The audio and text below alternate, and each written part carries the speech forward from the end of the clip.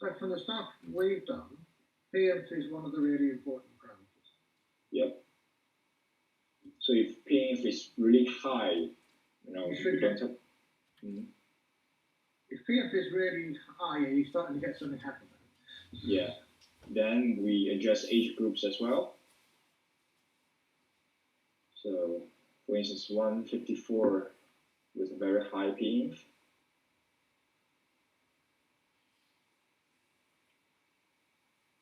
Yeah, I mean, you can see with 154 that because the infectiousness is so high, the entire population of Scotland has got infected in the first 20 days. Yeah. At least it's over, though. Yeah, yeah. They saw the history matching with rule that one out. Yeah. And just, I mean, since we sort of spoke about stochasticity, I mean, yeah, that's a good example as well. But I think what we are showing, correct me if I'm wrong, Shivu, is in these plots is the average line, average output of the 1,000 runs. Yes. And then there's a gray bar that shows, I think it's a bit visible in these if you zoom in, that shows the variation, the range of those curves. That's good. Yeah. Yeah. Oh, okay. Yeah, that's nice. I mean, Yeah, it's usually really small. there's not much variation. I mean, it's quite the ranges have been quite so tight around the average for most cases. Do you see any critical values where that PNF is not that small? Because traditionally in these models you get this bimodality when you're in this threshold value. So when, because of the stochasticity, you may get the infection dying out, or you may get the infection establishing and getting to that epidemic. So you get essentially two types of solutions. You may not have a run which happens to do that because it could be quite a fine sort of threshold for this number of population incidents, which is what sort of. It's very nice, by the way. I very much like it. It's very cool. Yeah, no, it's fantastic. I really Yeah, love it. Yeah, I mean, that's going to happen basically when R naught is 1. So when R naught is 1, you basically, you're on that threshold of stochastic extinction versus not. But you can get it with higher values as well if there's a really high amount of stochasticity.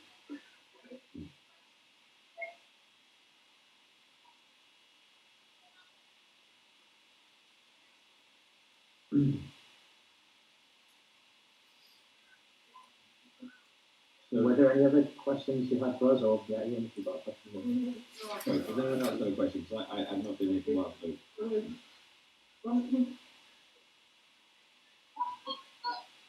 So yeah, I have a question for the statisticians. How often have you seen parallel coordinates plots prior to this? Yeah, we see them every so often, right? We have them in one of our papers. We did them because they're cool, right? They're useful. But obviously they show part of the story quite well. Mm-hmm. But then of course, which order things are in is of course interesting. So no, I like what you're doing. I'm pausing because it's really nice. It's a very nice summary of this sort of situation. I guess. I mean, I have a few more questions if that's okay. Of course, yes. Sorry, just so I'm catching up here. My apologies. I've not been here for a while due to various things. This is based on a bunch of runs you've done, right? It's not based on emulator runs. It's a bunch of actual runs that you're looking at, correct? It's like a series of numbers, like people. Yeah, it's like for each parameter configuration. So we have 16 parameters. I think we have. For each parameter configuration, we have 1,000 runs, and then we have 160 configurations, right? That's really yes. And for each 160, for each one, there's also 1,000 from each.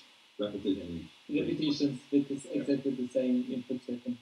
I think this is the same as the emulator. Yeah, it was the same all time. Because I make it black and white computer. But it was trained on. Yeah, I'm standardized.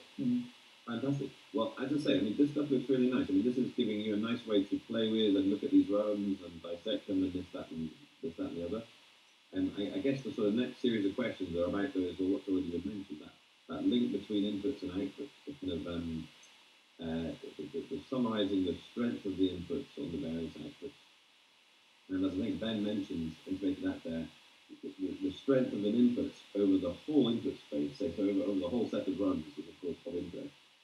But as we zoom in closer to our data, that changes, that picture changes, because now the part of the space that we're in changes slightly. So things which were very strong over the whole space might get a bit less strong there, or they might get more strong. So have you had any thoughts about that? Because obviously that's a kind of mixed visualization and statistics question, at least in my head it would be. In terms of, you'd use statistical summaries to then visualize those to give you a picture of which variables are strong or important or whatever.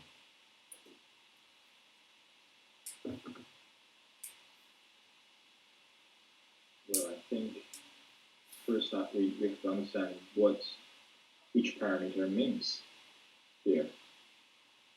Like how important they are to the simulation. Currently, I have no idea what they mean. Yes, context is very important. Yeah. For instance, judged by name, probably p-inf and t-inf, they are kind of important. Yes. So what we can do is we're using the input parallel coordinates to filter out, to find similar configurations just by certain important values, let's say p, q, and t, and we observe how those two are different from each other. Mm-hmm. And the next step on my to-do list is to compare multiple input parameters, multiple setups, so we can compare those two.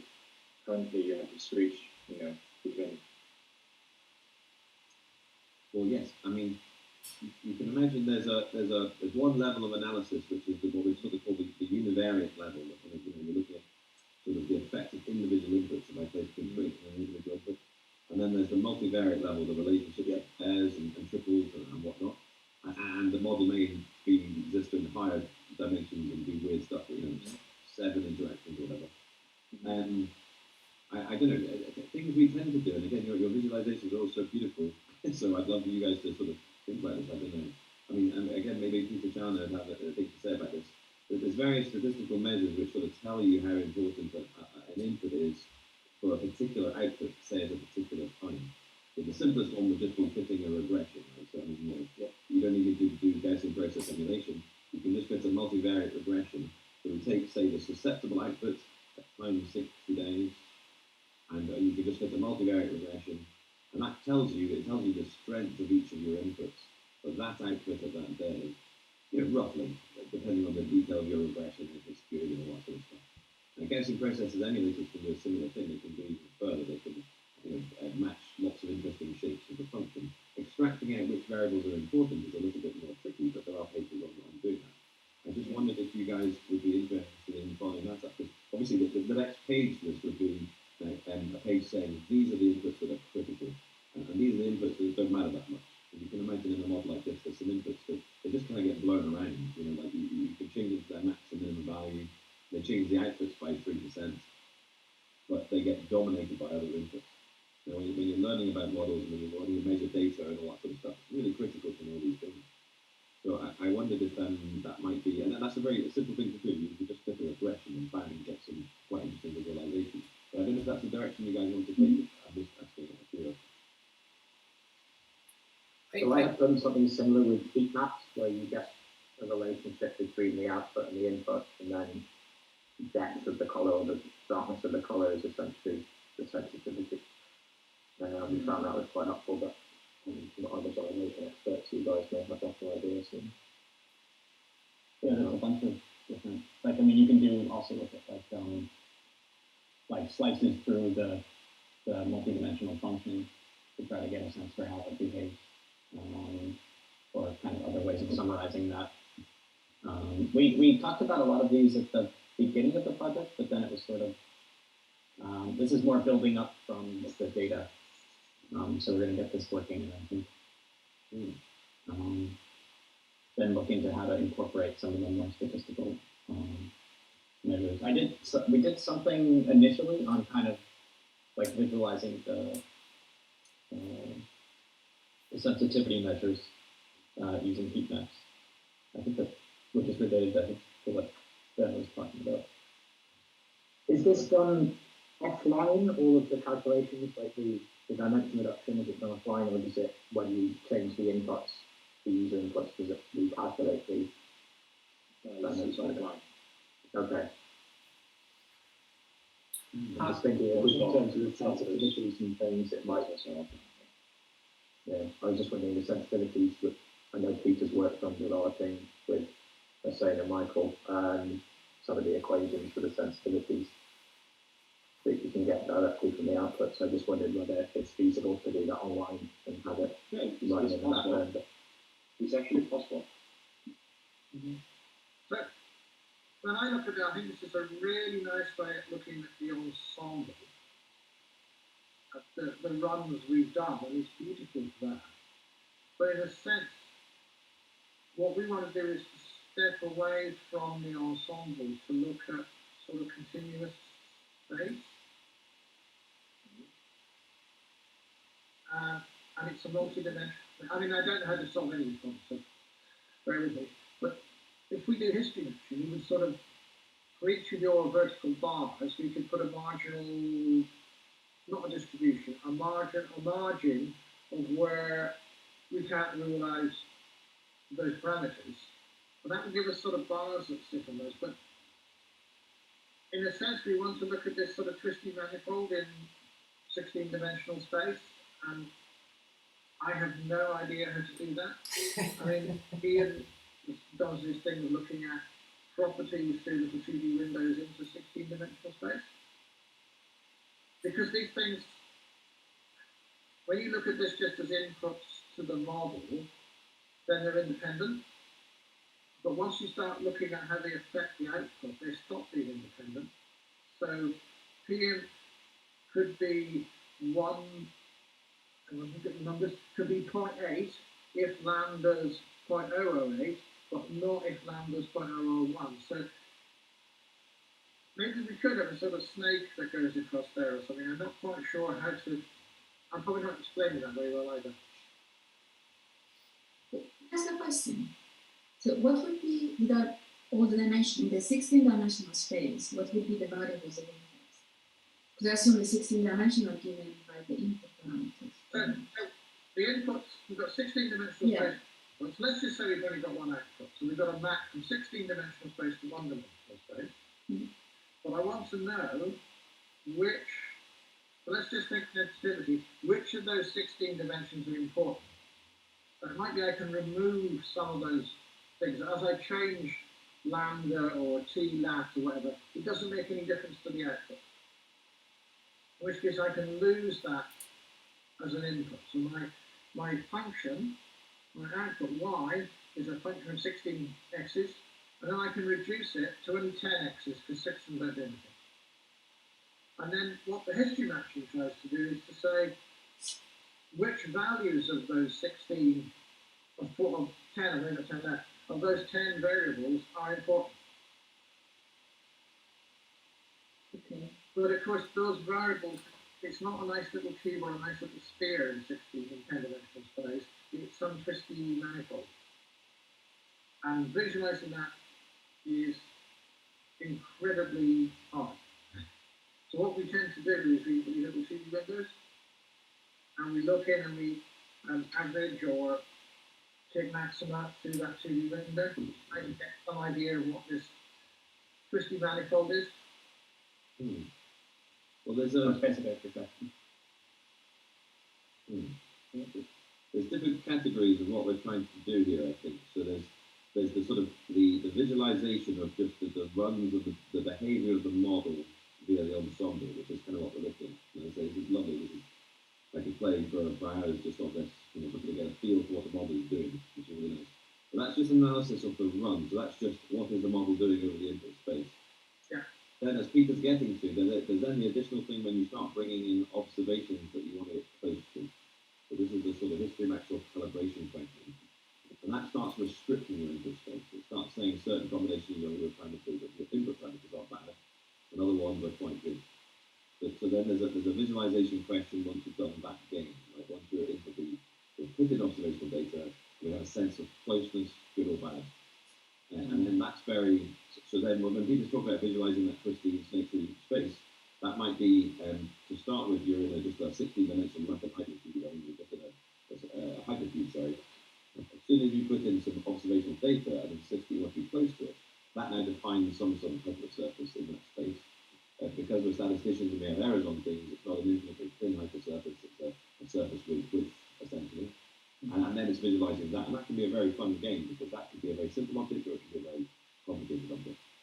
So those are the little windows people are talking about. You take that object, you make a surface in 16 dimensions, and you project it down into 2 dimensions, maybe using depth, coloring by depth. You can weight it by probability if you've done a full Bayesian calculation. You can go by that far sometimes. And there's lots of nice things one can do. But I think we should be careful. That's in the calibrating to data visualization kind of question. And separate from that, before that is what you're doing here, which is the sort of visualization of the model runs, which is great. If I could throw in a third one, which is a kind of used in both. Right now, you've got really nice things. If you imagine that, again, something someone said about slicing the space in more complicated ways. You've got a 16-dimensional space. But what I saw there, you were kind of composing constraints on sort of one parameter at a time, or maybe doing constraints on a few of them. Well, that's like a kind of box in 16 dimensions. But you can imagine wanting to slice this even more finely, right? You imagine wanting to slice this in quite careful ways, really quite narrow in certain places. But you're just going to run out of runs, right? If you slice this too finely, you're going to find there's no runs yet. Because you can only do a finite ensemble of runs, right? So this is where bringing in an emulator or anything which fills in the rest of your space. An emulator wouldn't give you 160 points to do this analysis with. It would give you 160,000 points to do it, or 1 million points to do it, however many you can want with it. And so suddenly your visualization game might become even nicer because now you can actually do lots of kind of multivariate kind of restrictions on parameter 1, parameter 2, parameter 3, 4, 5, moving this around, and you've still got points populating those restrictions. So that's the kind of one level up from here, which is the building space, and now we can really visualize lots of things. For some models that may not be helpful. The other advantage of the emulator is that if there's a place with more runs, we can very quickly do more runs because it's social. So when you get to interesting places you want to visualize more, we can just pack it with runs. So you can zoom in and zoom out dynamically. I think we could do that for now. Well, that's a very good point. Yes, your visualization, the online point generation. Yeah, you could do it. I love it.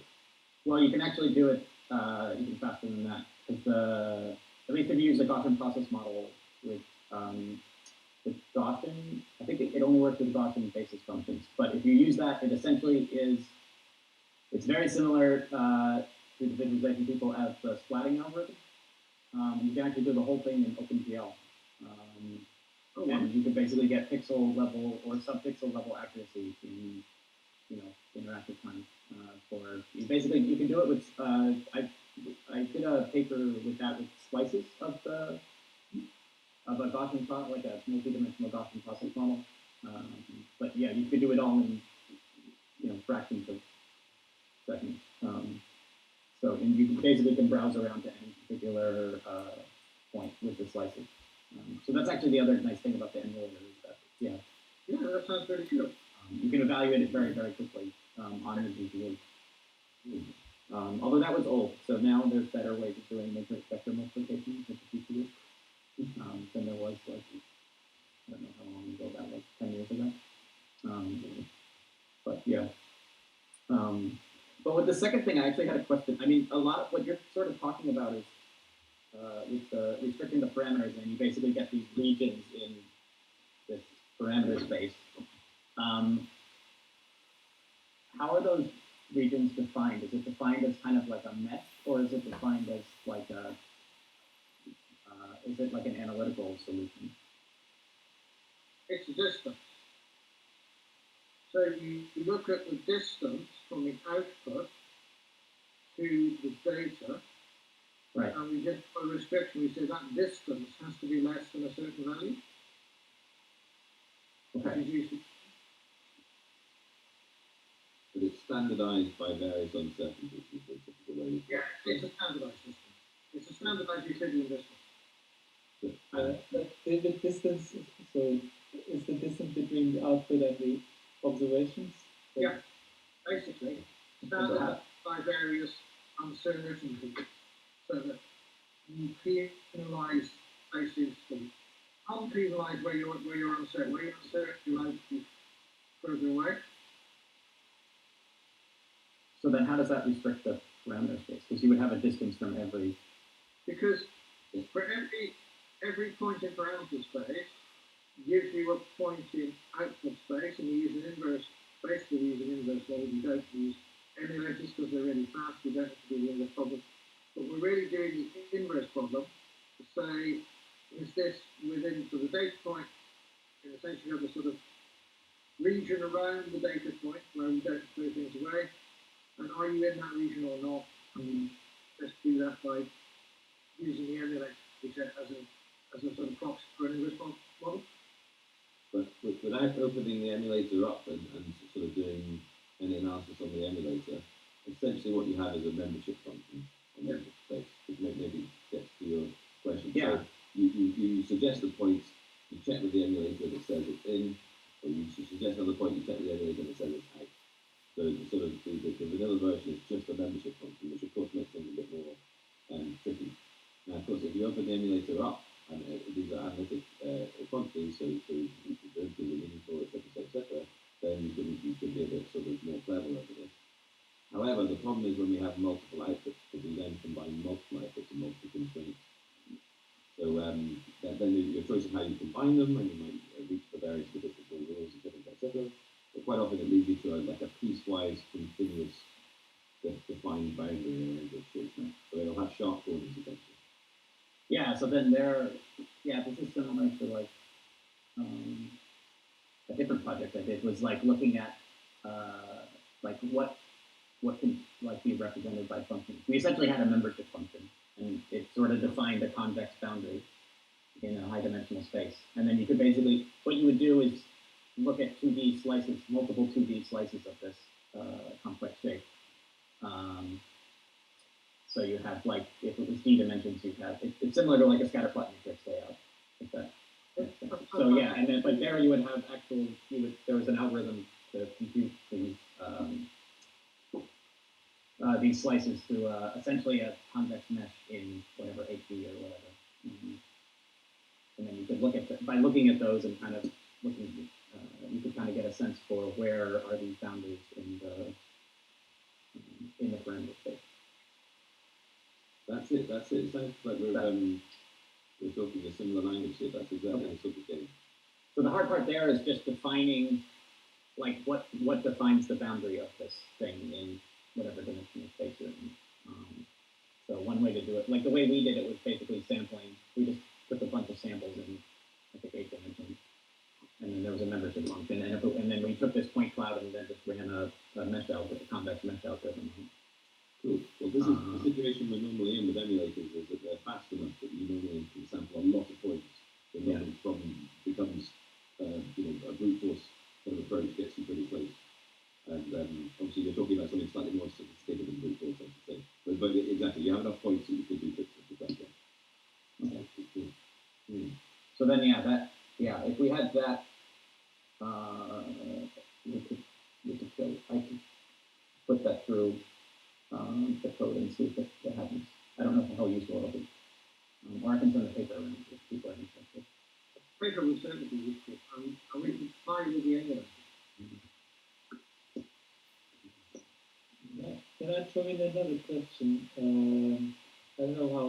I think it's one of those scenarios, but there is that scatter plot over there. That's the EU map that sort of shows the output space.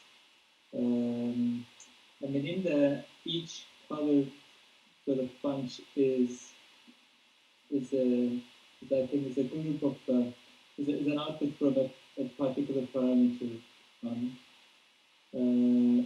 And then one thing we were discussing, if we see a sort of an output that's of interest because it's similar to, let's say, what we observed, and then it's sort of like small enough distance, like it's a good outcome. One thing we were thinking there is to look at that UMAP, that the sort of scatter plot, choose let's say that the right corner we have the blue outputs, and then we see the brown ones next to it, and we say let's just choose the blues as well as the browns, and then see which parameter collections are leading to those. I mean, something to sort of move from the output space and like found a group of outputs that are interesting, that are in the vicinity of things that we would want. I think that's sort of that narrowing down that I think you talked about today. And then go and look at, okay, where in the parameter space these are coming from. I mean, it would still be good to have an emulator in there, I guess. But that is something that's like going from that kind of space. I mean, yeah, here's a bunch of similar runs from an output perspective. Like show me which parameter ranges are leading to this group of outputs. So, can you, this data reduction that you've done that's represented by the bottom right-hand box, I'm sorry, I don't quite understand the details, I'll say straight off, but can you represent, if we were to give you observed data, like an observed data trajectory, can you represent that point on this plot again? Is the transformation straightforward? Because if you're able to locate the observed data on this plot, that would be brilliant. Is it a linear transformation? Is it a simple transformation such that, or whatever transformation, such that we could also convert the errors on the observed data onto this plot? Because your question is a very good question of saying, you know, we've got this bunch of similar types of behavior and a neighboring bunch. Are they both close to the observed data? The key question is, can we put the observed data through your process and let it appear with an interesting region around it, how its errors transform? That would be very interesting, because you might find, yes, two of those colored regions are within the error region, if you will, because it would be a imaging, and that would be quite fascinating, I think. Oh, that's a very good idea. Yeah. I think that should, I mean, who produced it, I think that should be possible, because these are just time series of the last, let's say, 200 days that this simulation produced. So it should be possible to just get the actual observed data into this space. Yes, actually, each point in this plot represents a 199 days simulation, one run of it. So for each color, it means it is 1,000 points for one parameter set. Currently, we haven't linked this view with other views. So if you see this 10 cluster there, it shows the first 10 parameter setting. In Chatter's language, it's like the first 10 configurations. So actually, we can link each point back to the simulation, the one time series data there. If we select a bunch of points there, definitely we can show what is the input which generated this output. If we follow on from what Ian is suggesting, can we just plot like actual time series of let's say these are hospitalizations, can we project that observed data in that space? Yeah, I think this is desktop data. Definitely, we have the UMAP generated for the hospital data as well. So for the hospital data, the UMAP is also like each point represented one iteration, one simulation of the time series data. Okay. So that's the observation. We actually can map this back to the observation space.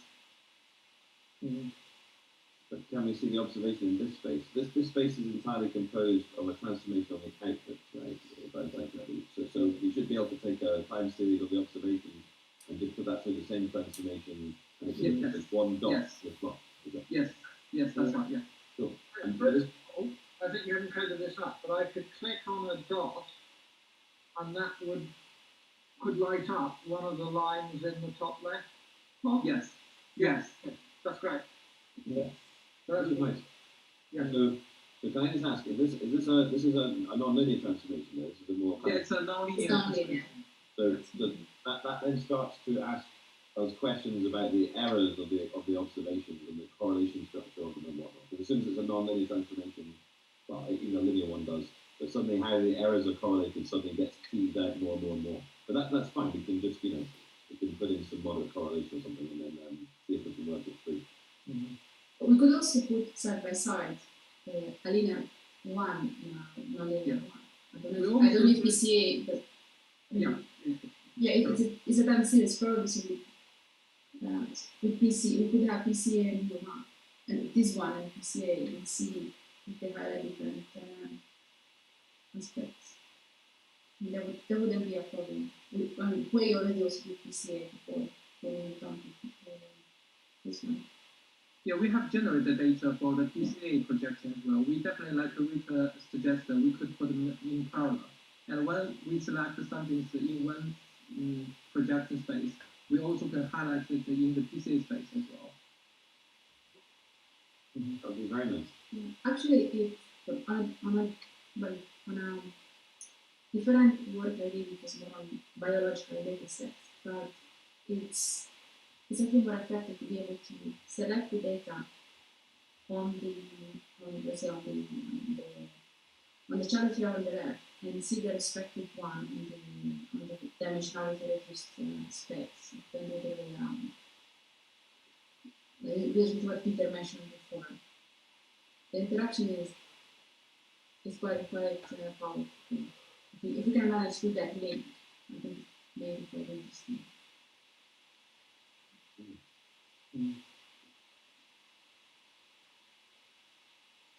That's great. Thanks everyone for the suggestions. I think this idea of getting the observations, like the actual outcomes, along with the simulated data in the same space, I think that would be really interesting.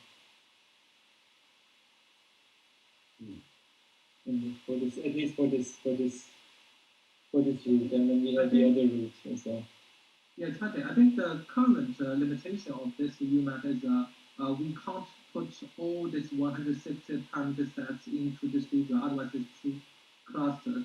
So the idea is using the interactions that the two will give for the input space and pick up the most interesting parameter sets, and then we generate the UMAP and PCA on the right side corner. So we can play on that to remap it back to the the observation space and see how the things fit. Yeah. Question for the statisticians: how do you normally compare your simulation data to your observational data? Is there a standard way you do that previously? There is neither story.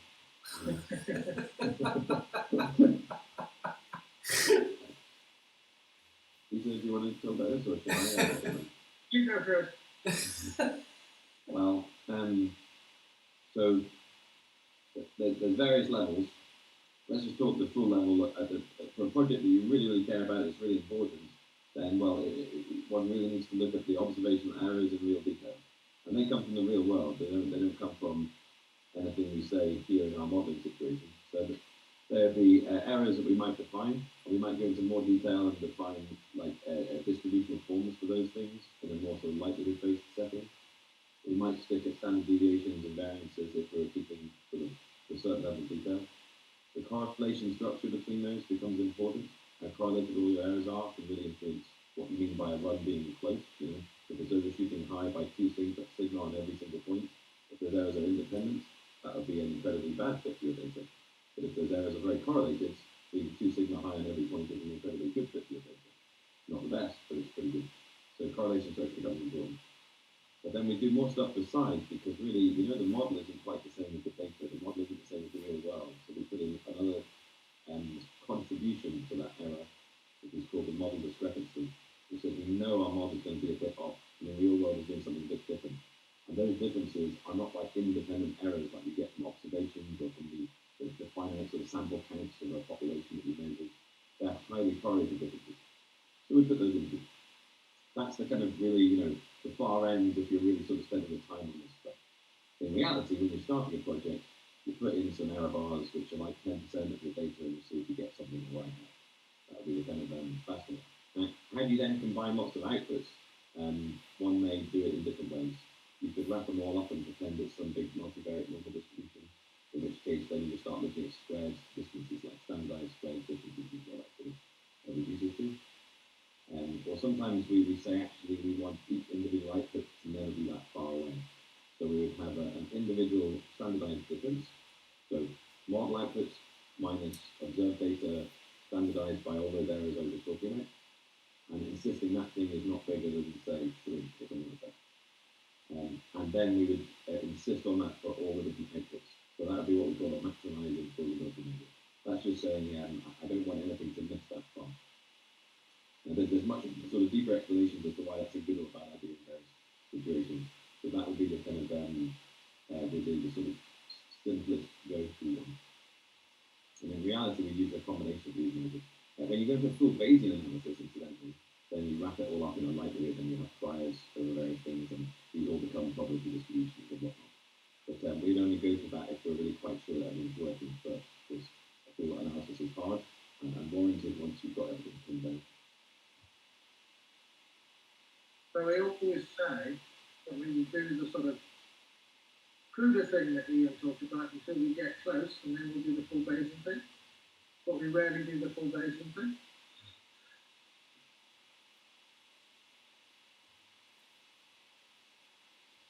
Does that get to your question? Were you wanting to know like a prescription to do this? No, I guess I just this whole idea of comparing the simulation output with the observational data is an area that I don't know much about, and I wonder how it usually works. From that's not something I'm involved in usually. So we don't do anything terribly clever. We basically use geometry. There are cleverer things you can do, but they have a lot of issues with them.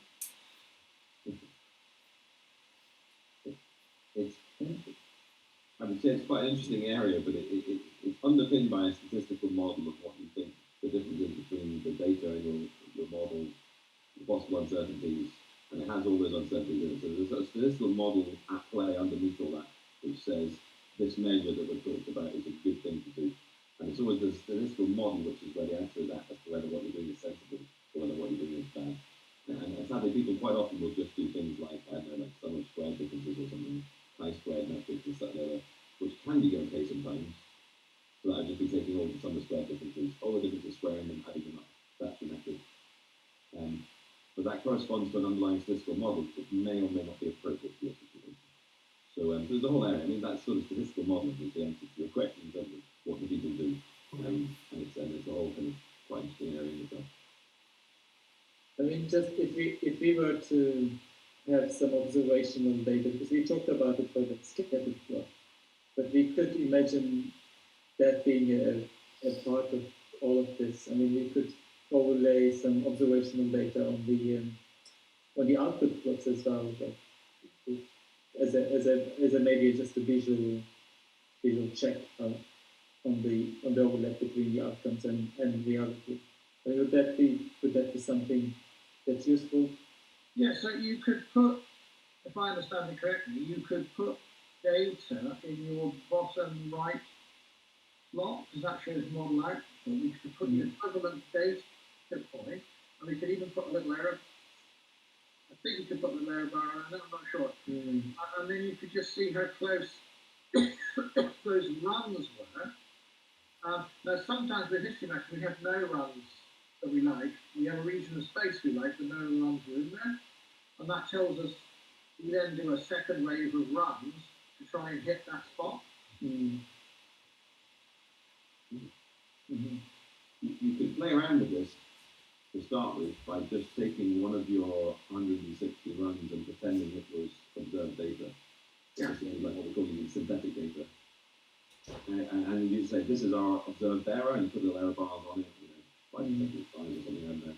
And then that will all work very nicely because it is generated by the same model. Because once you bring in actual data, that data will be slightly noisy. And I'm not sure how that noise will actually flow through your nonlinear transformation.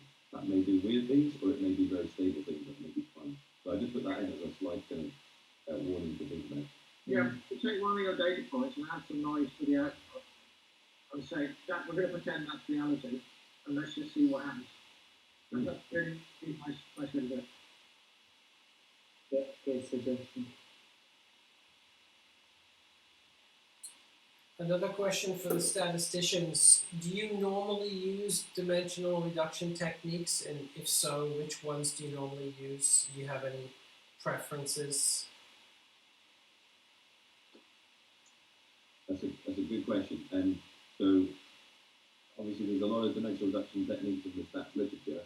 I mean, we obviously reach for PCA and canonical correlation analysis, which is I quite often use. But when I'm interested in inputs to outputs, canonical correlation analysis is the kind of, a nice linear one. PCA obviously in anything that's quite nice. But again, there's a whole list of other techniques, although I don't tend to reach them that often, but it depends on what sort of class of problem you're using. Peter, you've done more of this sort of stuff, haven't you? Yeah, there's variants on principal components like active subspaces. There is sort of principal components in fancy dress. And then you can start to do sensitivity analysis on the model itself. So we're starting to see from the model what actually changes. And that's very effective, but it's quite a lot of work. But for principal components is, I'm almost ashamed to say, the main thing we use. Can I say, well, one thing we do, which again, it sounds so sort of simple, but it's done so we don't have to ask questions about all the error structure. So we do a thing called principal variables, which sounds trivial, where you have many outputs. Say all your outputs are long time that we're looking at in the top right-hand corner there. Well, you know instantly, if I'm trying to emulate this function, which means mimic that function, and its behavior in response to the input variables, well, you see that plateau region, that red line is plateauing. I definitely don't need all those points on that plateau. I don't really want it. It's just, you can see by the eye, I don't need more than one. So a principal variable basically does essentially fits sort of simple emulators to individual points and starts telling you not emulators, it just fits, it does a correlation analysis of lots of your outputs and tells you which one of your outputs you can reconstruct from the others. But it doesn't do things like principal components, which gives you like linear combinations of your outputs, or the process we've done here, which is done sort of non-linear functions of this. It restricts its answer to the individual outputs themselves. So basically, it will take 20 outputs on a time series and then return to you 4 and say, you can just look at these 4. And that seems like quite a naive dimensional reduction. It's very restrictive, right? You're not allowing yourself linear combinations of 20 inputs, which is PCA, or more complicated functions. But why is it good? It's good because we want to emulate. If I restrict to 4 points on that curve, one of the points will be in that plateau that we're looking at. And I'll just be emulating that one down. And the key thing is that I'm still working in physical outputs. So those physical outputs are easier to emulate. Why is that? Because they're often dependent upon subsets of the input space. That then allows me to do a dimensional reduction on the input space, because for that output, maybe it only depends upon things that affect late time behavior, for example, or something like that. So you see, we do quite a sort of simple dimensional reduction, but it's keyed through the emulator, which tells you which things matter. So you do a different dimensional reduction on different outputs. Those 4 outputs have different inputs that they depend on. And then you build up this network of outputs that each depend upon smaller subsets of the inputs. And the problem when you do more complicated dimensional reduction, I'm sorry I'm going on for a bit, but I'll say this point and I'll finish. The problem with more complicated dimensional reduction techniques, such as if I wrap up all my outputs into a more complicated object, that object now by definition will depend upon any of the inputs that did anything at all. Because it's kind of wrapped up, it's got everything, it's got every story in it. If I now start looking at its dependence, maybe that's not going to be quite so simple. Unless I did a simultaneous dimensional reduction technique like canonical correlation. So we do these kind of techniques which are all designed to kind of divide and conquer in a sense, which in certain applications and for certain these models which have a simple structure compared to what they could have been in identity space, these things can work quite well. So sometimes we even do things like stepwise regression. So you build a linear model and emulate it as just a linear model and do stepwise regression, see which variables are important. That's remarkably effective. In the Viz That's group, very high dimensions. in the Viz group, we've been doing a lot of talking about TISNE and UMAP. Do these seem useful to you? Is that something that you guys talk about? I haven't tended to use it personally. I found that it often doesn't really find meaningful structures in the data when I've used it, but I know that other people swear by it and use it a lot. So. I haven't used it. I'd be very happy to see more results of that sort of form, but I haven't used it myself. In UMAP, any comments on UMAP?